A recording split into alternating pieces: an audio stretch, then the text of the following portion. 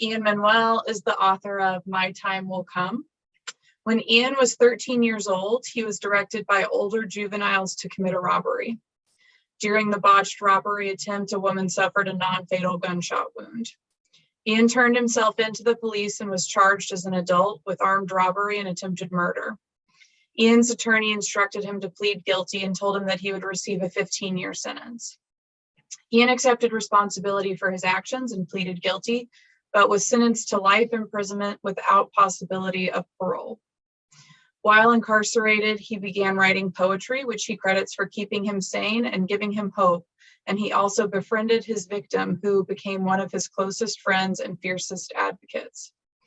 Brian Stevenson's Equal Justice Initiative took on Ian's case and argued that it was cruel and unusual punishment to sentence a 13-year-old child to die in prison. Due to their efforts, Ian's death in prison sentence was eventually vacated and he was resentenced. The victim, having forgiven Ian, petitioned for his release. Ian, after spending 26 years in prison, 18 of those which were in solitary confinement, was finally released on November 10th, 2016. He now lives in New York City and is a motivational speaker at schools and social organizations nationwide. It is my pleasure to introduce you all to Ian Manuel.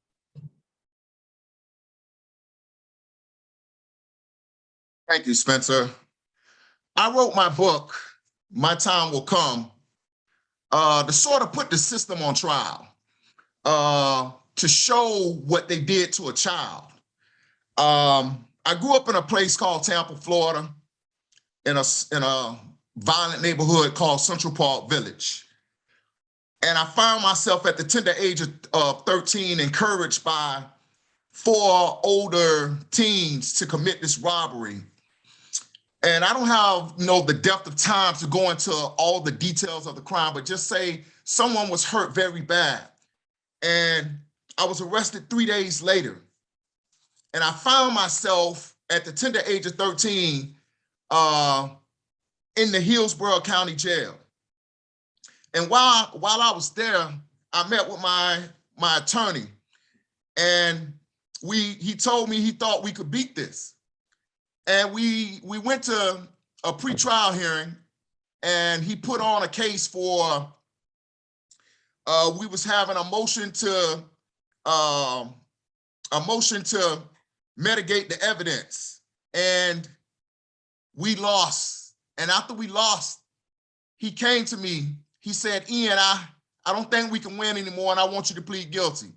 He said, if you plead guilty, we can get you 15 years. I said, 15 years? I don't know about you guys, but telling a 13-year-old that he's going to spend 15 years in prison, that in and of itself sounds like a life sentence. I told him, no, I didn't want to plead guilty because I didn't want to go to prison.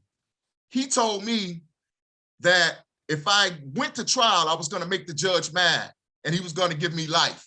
I refused. He went into the audience and got my mother.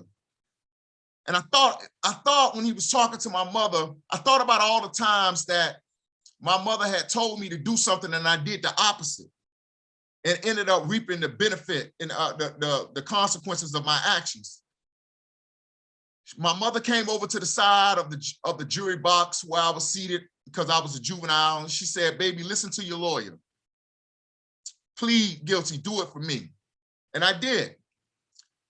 She went to her grave regretting that decision because I still remember the words of the judge on April 11th, 1991, when he looked down at me and he said, Mr. Manuel, there was a statement made about giving you a second chance.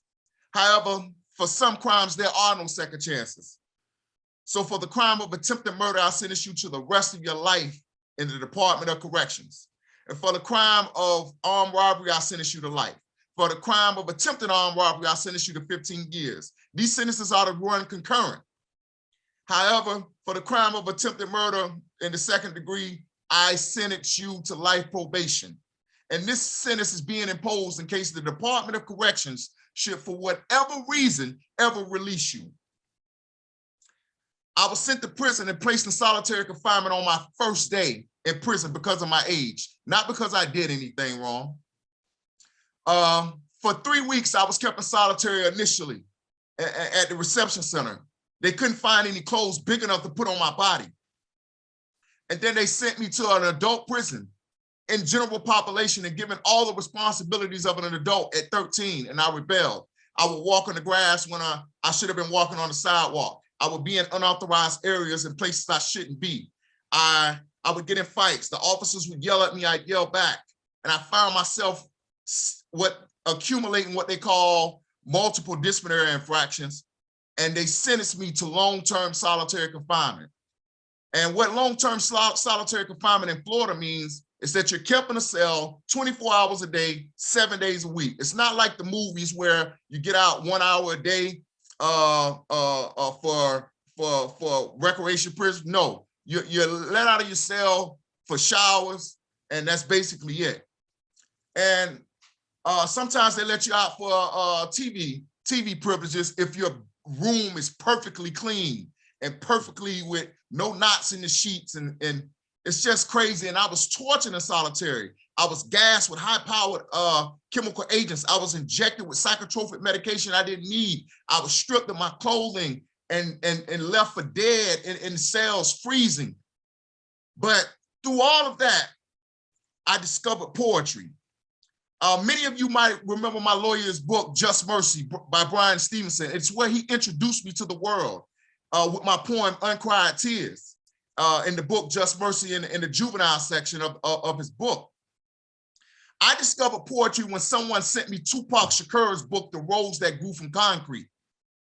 And I began rewriting Tupac's poetry and sharing them with my fellow prisoners. And they began to pay me to write their girlfriends and their wives' poetry. And I realized that I had something of value to offer the world. In 2010, the United States Supreme Court, based on my lawyer Brian Stevenson's appeal of juvenile life sentences, overturned all juvenile life sentences in the United States of America. And I was taken back to court to be resentenced. And I thought I was going home, except the judge said something that let me know I wasn't going home that day. He said, "You guys talked to me about rehabilitation. However, in 1990, when Mr. Manuel's crime happened, the goal was to punish, not rehabilitate.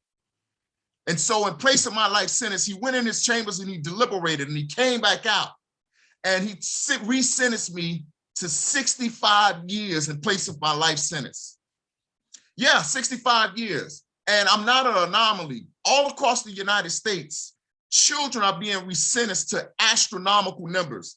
Judges are trying to get as close to life as possible in term of year sentences. Some kids are being resentenced to 65, 75. I've seen one case where a kid was resentenced to 100 and 200 years because state judges are so frustrated with federal courts trying to tell them how to run their states. And I did something I never forget. After I was resentenced, I went back to my cell and I wrote a poem that I want to share with you guys, because I believe that I was not going to die in prison. It's called My Time Gonna Come. And it says, "I promise you, the brunt of my oppression has a purpose. And the same person that you persecute will one day be worshiped. Though I stand before you bare-chested and shirtless, with my soul and emotions naked, just wanting to be nurtured. Yeah, despite the desperation, desertion, and hurting, my time gonna come. Though I composed this poem not knowing if I'll ever be able to perform it in an auditorium, I do it with the faith of a poet that believes he was born to do it. Like an acorn caught up in a storm, flung from the branch where it was born. You can only hold me back for so long. My time gonna come. Despite the difficulties and disappointments, my determination remains undaunted. Though the waters of my tomorrows are deep and uncharted, the buoyance of my character will float unwavering towards them. Like a song written, yet unrecorded, my time gonna come. Though you wrapped me in chains and sprayed me with chemical flames and did all of the things you did that add to my pain, my circumstances will change. I believe this with the depths of my being. that as long as this world continues to spin, it cannot end until it's been enjoyed by Ian. Remember this day, because things won't always be this way. My time gonna come. My time gonna come against all conceivable odds. My time gonna come. 5 years later, I was taken back to court to be resentenced. And this time, the judge's attitude was totally different. He said, Mr. Manuel, what you gonna do with your life? I told him I'm gonna go out here, and if I could reach one person, I would feel like none of this would have been in vain.